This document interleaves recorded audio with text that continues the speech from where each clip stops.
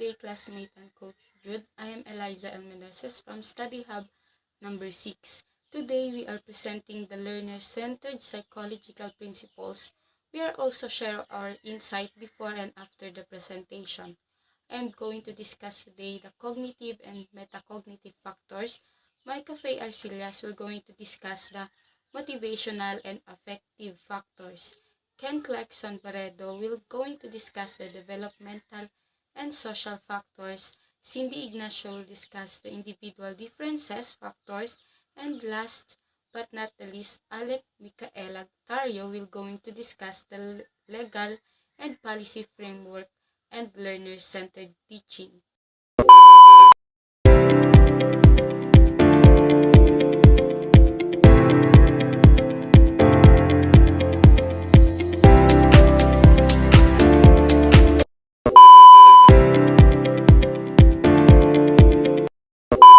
Now, let's proceed to my topic. It's about cognitive and metacognitive factors. Cognitive factors refer to the mental processes involved in learning, such as attention, memory, and problem solving. Think of it as the hardware of your brain, the tool you use to process information. Metacognitive factors are about being aware of your own thinking processes. It's like being a manager of your own brain, understanding how you learn best, monitoring your progress, and adjusting your strategies accordingly. Cognitive and metacognitive factors has a 6 principles. Number 1. Nature of the learning process. The learning of complex subject matter is most effective when it is an intentional process of constructing meaning from information and experience. Learning complex subject effectively requires an intentional approach where learners actively construct meaning from information and experience. This active engagement leads to a deeper understanding, better retention, and the ability to apply knowledge in new situations. It also fosters critical thinking skills and motivates learners to be more engaged in the learning process. In contrast, passive learners, where information is simply absorbed without active engagement, often results in superficial understanding and poor retention. Number 2. Goals of the learning process. The successful learner, over time and with support and instructional guidance, can create a meaningful, coherent representation of knowledge. To construct useful representation of knowledge and to acquire the thinking and learning strategies necessary for continued learning success across the lifespan. Students must generate and pursue personal relevant goals. Successful learners, with support and guidance, develop a deep understanding of knowledge by constructing meaningful and coherent representation. This requires settings and pursuing personal relevant goals, which can be short-term or long-term, and aligning with the learner's interests and aspiration. By developing these skills, learners become equipped for lifelong learning, enabling them to adapt and continue learning throughout their lives. Number 3. Construction of knowledge. The successful learner can link new information with existing knowledge in meaningful ways. Successful learners effectively link new information with existing knowledge, creating a network of interconnected ideas that makes learning more meaningful and easier to remember. This process goes beyond memorization, allowing learners to analyze, synthesize, and apply information in different contexts, leading to deeper comprehension and problem-solving abilities. By connecting new learning to what they already know, learners build a bridge that enables them to transfer knowledge to new situations and become more effective learning. Number 4. Strategic thinking. The successful learners can create and use a repertoire of thinking and reasoning strategies to achieve complex learning goals. Successful learners possess a diverse toolkit of thinking and reasoning strategies that they can apply to achieve complex learning goals. These strategies might include analyzing information, evaluating evidence, drawing inferences, solving problems, and communicating ideas effectively. By developing and utilizing these strategies, learners become more adaptable and resourceful, enabling them to tackle challenging learning tasks and achieve their goals. Number 5. Thinking about thinking. Higher strategies for selecting and monitoring mental operation facilitate creative and critical thinking. Higher level strategies for selecting and monitoring mental operation are crucial for fostering creative and critical thinking. These strategies involve actively choosing the most appropriate thinking tools for a given task, such as analyzing information, evaluating evidence, or generating new ideas. By monitoring their own thinking processes, learners can identify biases, refine their approaches, and ultimately produce more innovative and insightful solutions. This self-awareness and strategic thinking are essential for developing both creative and critical thinking skills. Number 6. Context of learning. Learning is influenced by environmental factors, culture, technology, and instructional practice. Learning is a complex process deeply influenced by a wide range of factors. Environmental factors, such as the physical learning space and social interactions, play a significant role. Cultural norms and values shape how individuals learn and what they prioritize. Technology provides new tools and resources, transforming how knowledge is accessed and shared. Finally, instructional practices, including teaching methods, curriculum design, and assessment strategies, directly impact the learning experience. The interplay of these influences shape individual learning journeys and creates diverse learning environment. So hello everyone, especially to Coach Jude.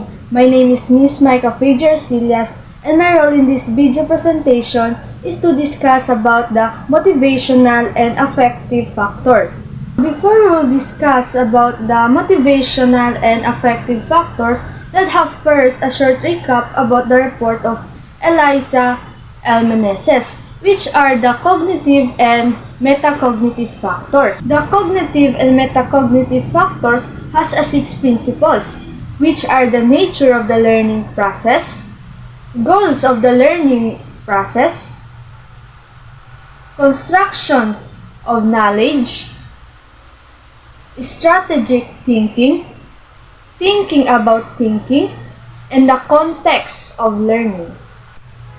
The nature of the learning process is the learning of the complex subject matter is most effective when it is an intentional process of constructing meaning from informations and experiences. So the goal of the learning process, the successful learner over time which support the instructional guidance can create meaningful, comprehend representations of the knowledge. The construction of knowledge, the successful learner can link new informations with existing knowledge in meaningful ways. The strategic thinking, the successful learner can create and use a repertoire of thinking and reasoning strategies to achieve complex learning goals. So while the thinking about thinking is a higher strategies for selecting and monitoring mental operation facilitate creative and critical thinking. So context of learning, learning is influenced by environmental factors, culture, technology, and instructional practice. So now let us proceed to the motivational and affective factors. The motivational and affective factors has a 3 principles which are the motivational and emotional influence on learning, intrinsic motivation to learn, effectives of motivation on effort, motivational and emotional influences on learning is what and how much is learned is influenced by the learner's motivations. Motivation to learn, in turn, is influenced by the individual's emotional states, beliefs, interests, and habits of thinking. The thoughts, beliefs, goals, and expectation of a learner to success or failure can enhance the learner's quality of thinking and information processing. The students' beliefs about themselves as a learners and the nature of learning have a marked influence on motivations. So, motivational and emotional factors also influence both of the thinking of information's processing as well as the individual's motivation to learn. Positive emotion, such as curiosity, can generally enhance and motivate for the facilitate learning and performance. And also like mild anxiety can enhance learning performance as focusing the learner's attention on a particular task. Intrinsic motivation to learn is the learner's creativity, higher order thinking, and natural curiosity all contribute to motivate to learn. Intrinsic motivation is stimulated by tasks of optimal novelty and difficulty relevant to personal interests and providing for personal choice and control. For example, the curiosity is a flexible and insightful thinking and creativity are major indicators of the learners. So, in intrinsic motivation to learn, which is a large part of functions of meeting basic needs to be a competent and to be exercise the personal control.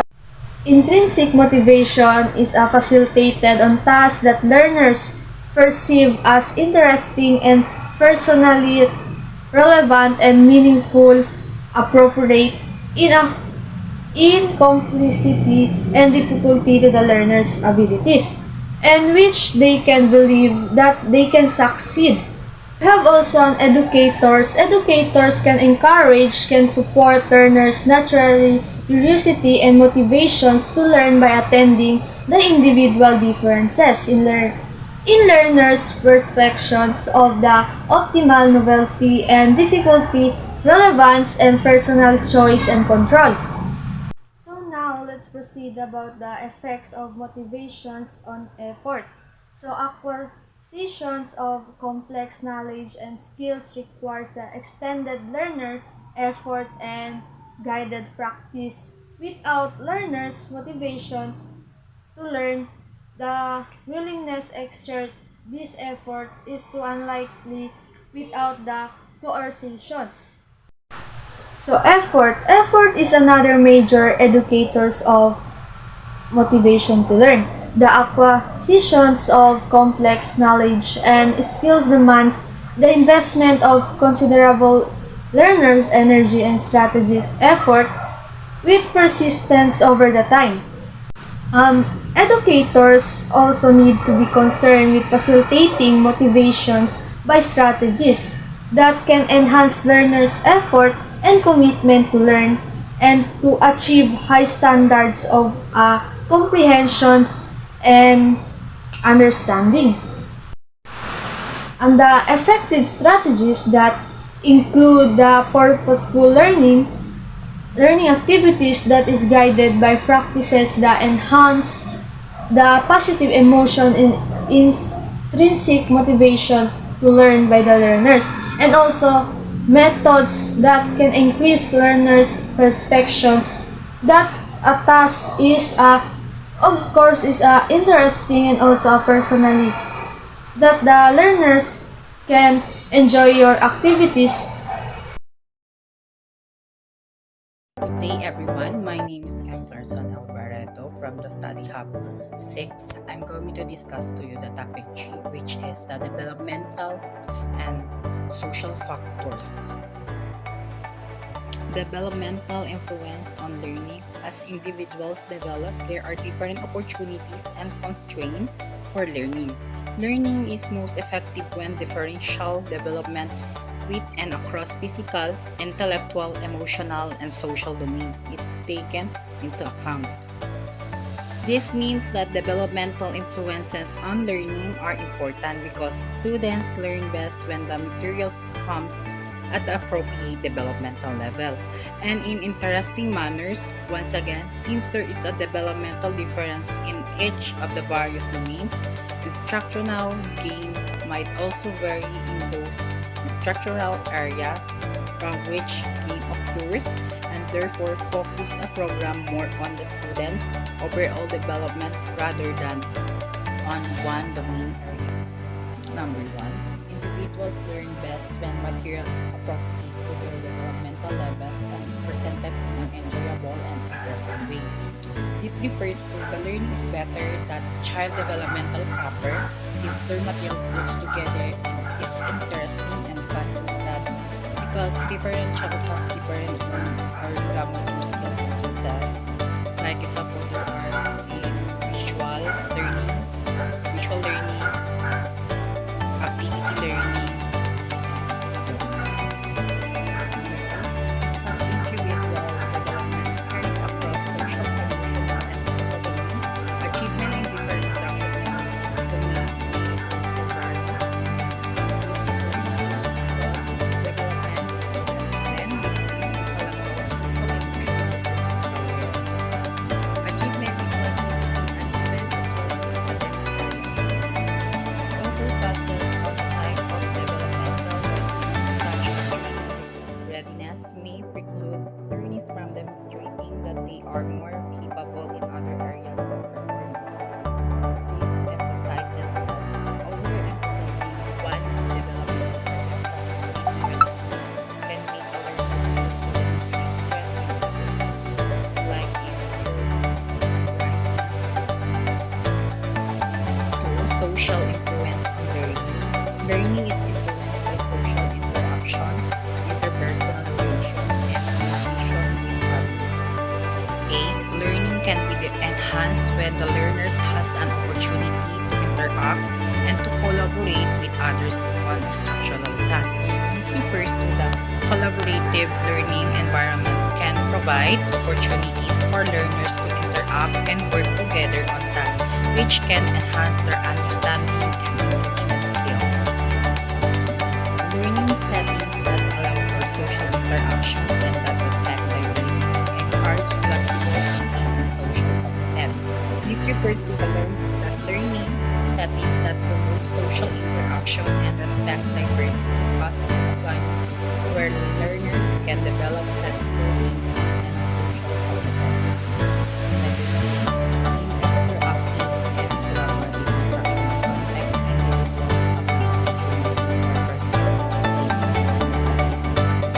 that may lead to higher levels of cognitive, social, and moral development, as well as that interactive and collaborative learning environments allows individuals to engage in perspective taking and reflective thinking, which can lead to greater cognitive and social, moral, and personal development.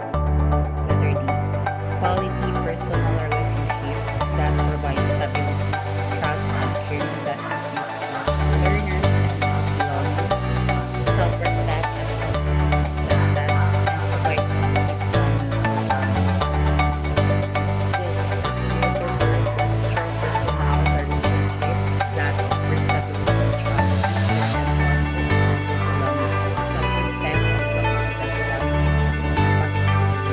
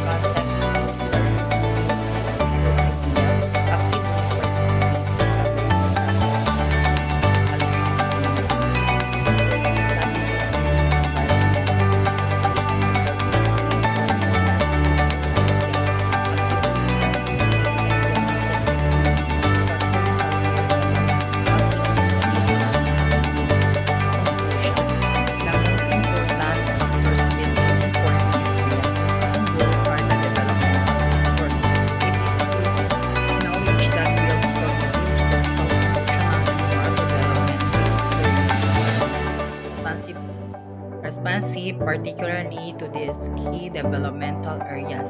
Building on these areas, educators can help people achieve holistic growth and, in consequence, high self-esteem, coupled with positive outcomes in education as well as personal development.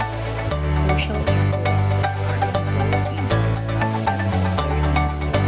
Interaction, relationship, and communication with the people. A co-constructive learning environment, social interactions, respect for diversity, perspective, and quality personal relationship need to enhance learning outcomes both family influence, interpersonal support, self-motivation can be a tool for other caregivers to catch barriers to open learning. It is only by establishing positive learning environment that there is place, emphasis, good care, levels of thinking, saving, and learning, which creates a context of community and active engagement in the learning process.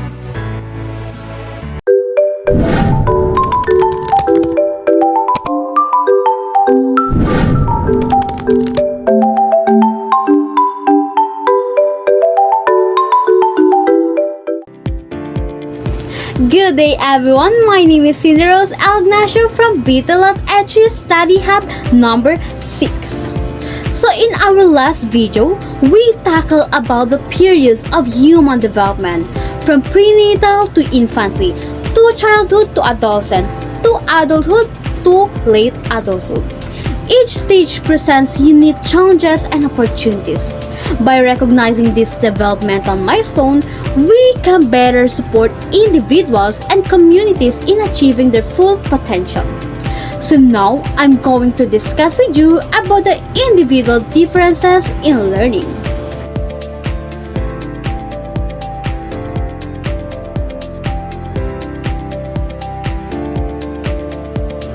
Good day, so now I will tackle about the individual differences in learning. We all learn in different ways, at different paces, and with different strengths. Recognizing and understanding these differences is essential for educators and learners alike. We are born with unique talents and abilities. Some of us are naturally drawn to math, others to art, and others to language. This inherent difference shapes our learning paths. Think about your own strengths and weaknesses. What comes easily to you? What do you find more challenging? These are examples of individual differences at play. Beyond our innate abilities, we also develop preferences for how we learn. Some prefer visual learning, others auditory, and others kinesthetic. These preferences are shaped by our experiences, our environment, and our social interactions. But it's important to remember that preferences don't always align with what's most effective for learning. As educator, our role is to help students explore their learning preferences and identify strategies that work best to them. This might involve tailoring instruction, providing diverse learning materials, and encouraging students to experiment with different approaches. Learning doesn't happen in a vacuum. It's influenced by the curriculum, the classroom environment, and the interaction between learners and teachers. We need to consider how these factors interact with individual differences to create the most effective learning experience. By acknowledging and adapting to individual differences, we can create a learning environment that is inclusive, engaging, and supportive for all students. Remember, every learner is unique, and recognizing those differences is a key to unlocking their full potential. Let's work together to create classrooms where individual differences are celebrated and utilized to foster a love of learning. Now, we're going to explore the connection between learning and diversity. We live in a world filled with different language, cultures, and backgrounds. Recognizing and valuing this diversity is crucial for creating effective learning environments. While the fundamental principles of learning, motivation, and effective instruction apply to everyone, the way these principles are applied needs to be sensitive to individual differences. Factors like language, ethnicity, race, beliefs, and socioeconomic status can all influence how learners engage with learning materials and experiences.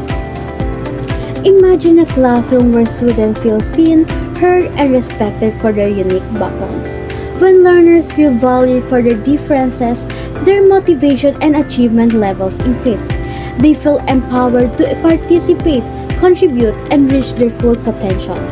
To create inclusive learning environments, we need to be mindful of diversity in our teaching practices.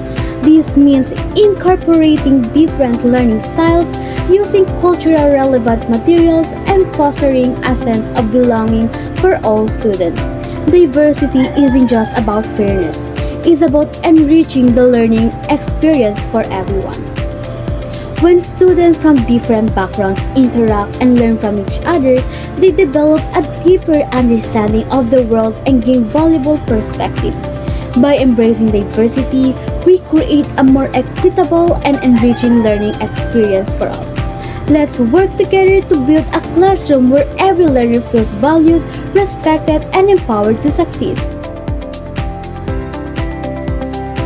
Now, we're going to talk about the crucial role of standard and assessment in the learning process. These elements are not just about measuring progress. They are integral to guiding, motivating, and supporting learners to their educational journey. Imagine a race where the finish line is unclear and the runners have no idea what they are aiming for. That's what learning can feel like without a clear standard. Setting appropriately high and challenging standards provides a clear target for learners, motivating them to strive for excellence and push their boundaries. Assessment acts as a compass, providing valuable information to both learners and teachers at every stage of the learning process. It helps us understand where learners are, what they have mastered, and where they need additional support. This information is crucial for tailoring instruction and providing personalized guidance. Before embarking on a journey, it's essential to understand our starting point. Diagnostic assessment helps us identify learners' cognitive strengths and weaknesses, as well as their current knowledge and skills. This information allows us to select instructional materials and strategies that are optimally challenging and engaging for each learner. As learners progress, ongoing assessment provides valuable feedback on their understanding of the material. This feedback helps learners identify areas where they need to focus their effort and allows teachers to provide their instruction to meet individual needs. Standardized assessment provides a snapshot of achievement levels, allowing us to compare progress within and across individuals. Performance assessments offer another valuable perspective, showcasing learners' ability to apply their knowledge and skills in real-world situations. Encouraging self-assessment empowers learners to take ownership of the learning journey. It helps them develop self-appraisal skills, enhance their motivation, and become more self-directed learners. Standards and assessment are essential tools for guiding, motivating, and supporting learners on their educational journey. By embracing these elements, we create a learning environment that is both challenging and supportive, empowering learners to reach their full potential.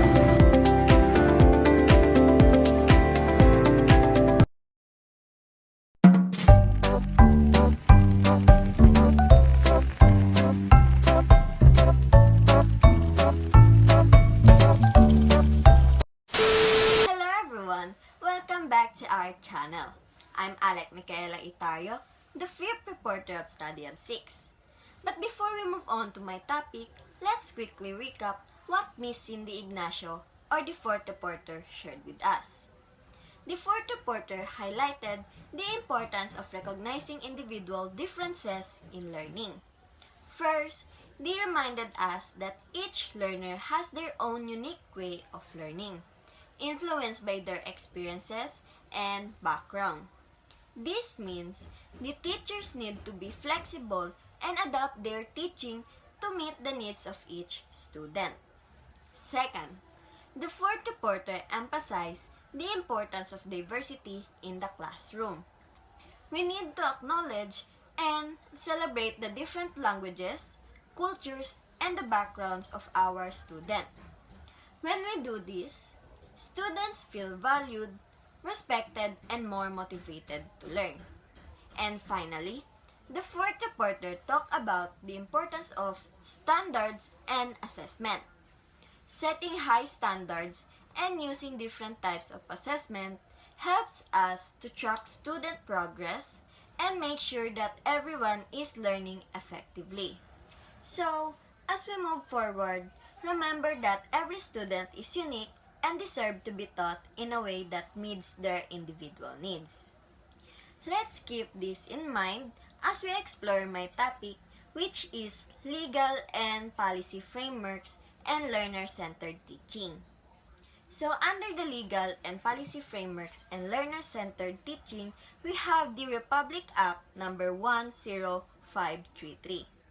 Republic Act number 10533, entitled An Act Enhancing the Philippine Basic Education System by strengthening its curriculum and increasing the number of years for basic education, appropriating funds therefore and other purposes, otherwise known as the Enhanced Basic Education Act of 2013, approved on May 15, 2013, and which took effect on July 8, 2013.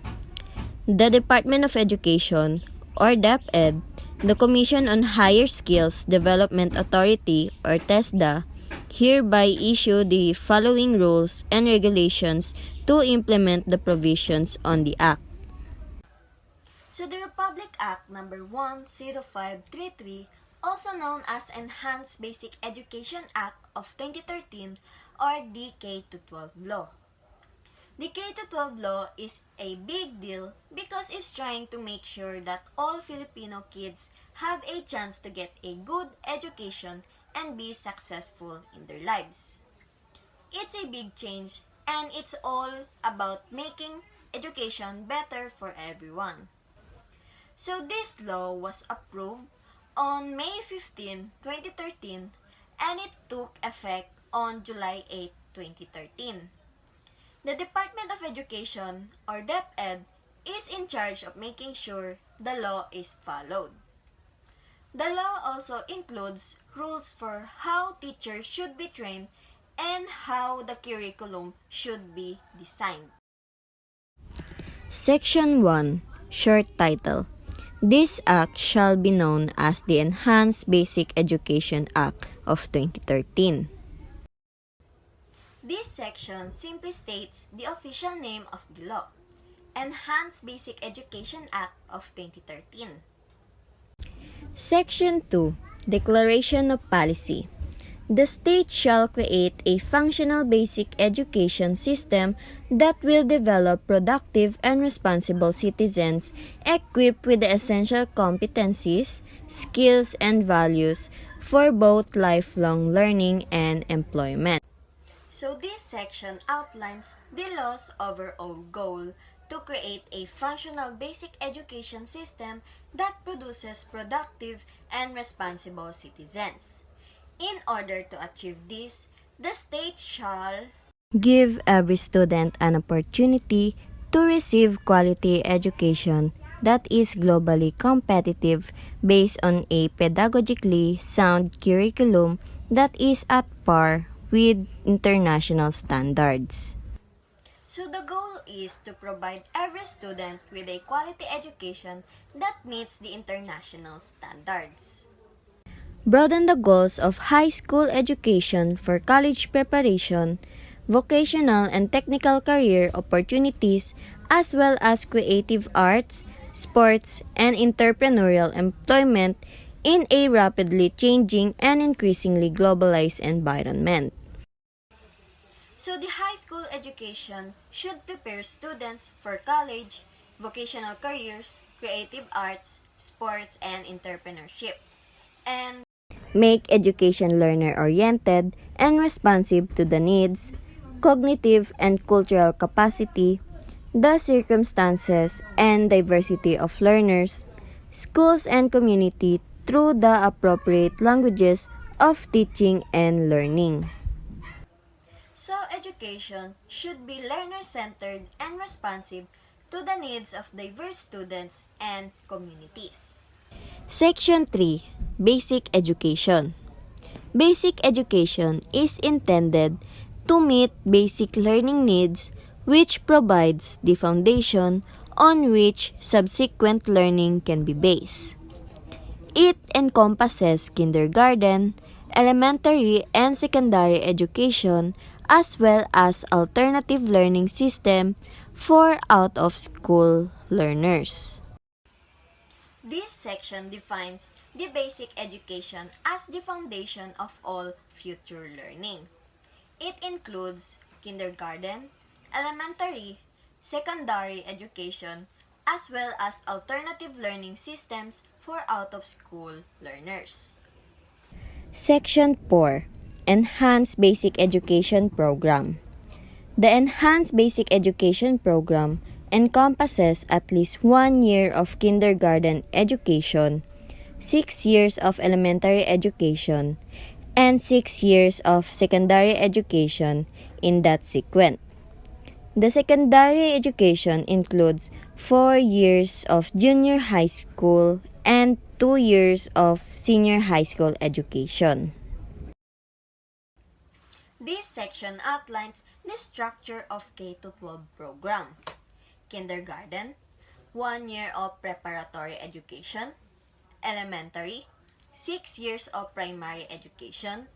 Secondary, 6 years of secondary education, split into 4 years of junior high school and 2 years of senior high school.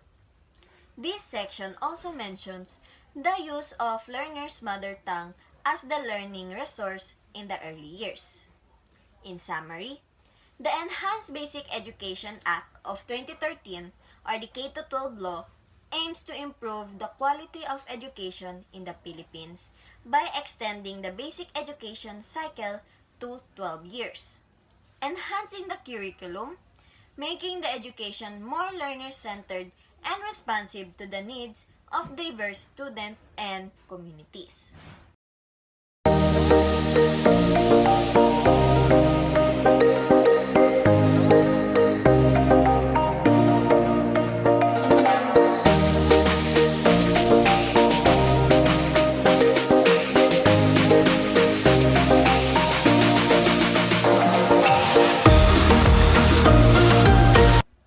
So these are the K-12 framework.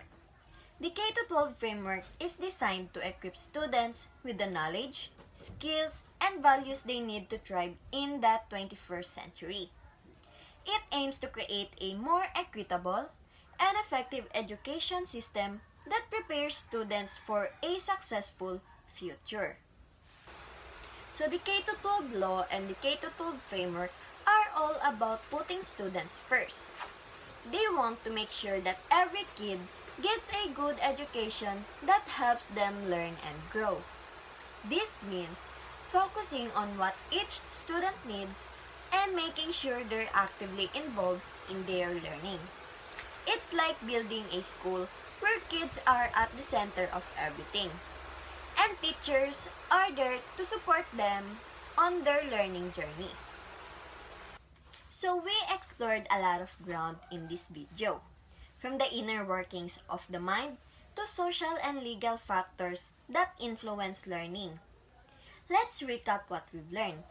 First, we saw how learning is a dynamic process of constructing meaning, driven by goal setting, strategic thinking, and metacognition. Second, we recognize the importance of motivation and positive emotions in driving effort and engagement. Third, we acknowledge the influence of development and social interactions on learning, emphasizing the needs of inclusive and supportive environments. Fourth, we highlighted the importance of embracing individual differences, recognizing the unique strengths and learning styles of each student. And finally, we discussed the legal and policy frameworks, specifically the K-12 law, which emphasizes learners-centered teaching and aims to create a more equitable and effective education system.